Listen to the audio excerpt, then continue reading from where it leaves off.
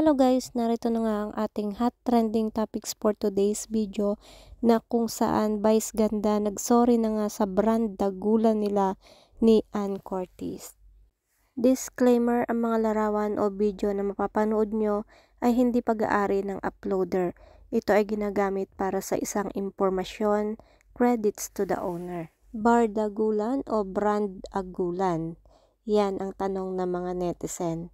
Viral nga naging bardagulan ni na Vice Ganda at Ann Curtis matapos utusan ni Vice si Ann na bigkasin ang katagang Nice Ganda sa kanilang programang It's Showtime noong Sabado, Enero 20.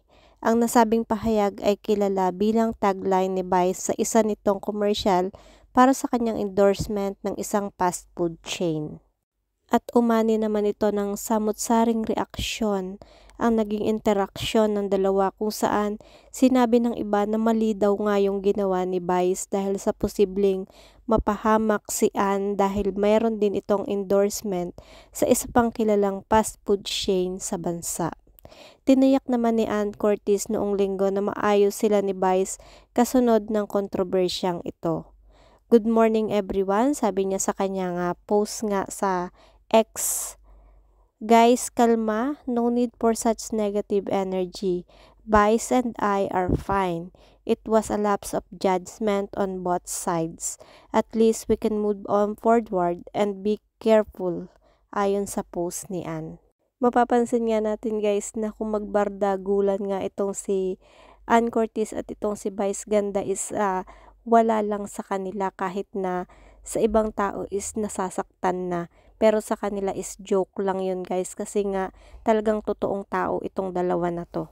Dahil nga sa post ni Ann Curtis na yun is sumagot naman itong si Vice sa nasabing post. Sabi niya, ang KJ mo, okay yan para trending, chost. But yes, it was lap of judgment. It was our useful brand dagulan moment na late niya na-realize, so nasabi niya yung tagline nang di niya namalayan. I apologize to her and pinagtawanan na lang namin. Our sisterhood will always be nice, Ganda. I put Ann in uncomfortable situation. Wrong. Sorry, dagdag pa ni Vice sa isang hiwalay na post.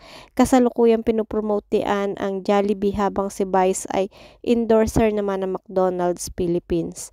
Matapos ang naging sagutan nga ng dalawang host sa social media platform na X ay nagsalita na rin ang Jollibee sa nasabing controversial upang ipakita ang patuloy pa rin nilang suporta kay Ann.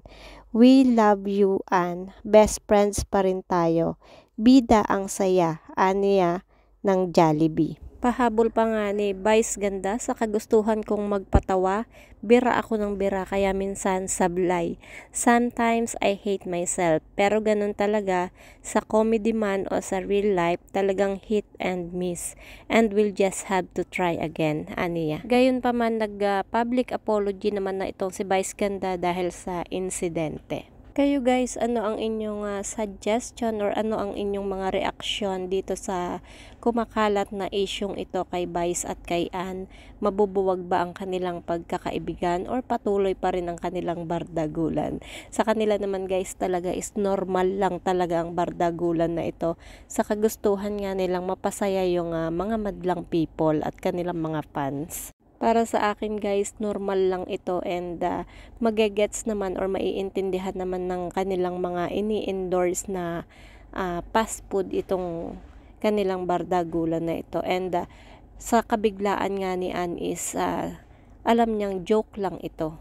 Hindi niya ito sinasadya.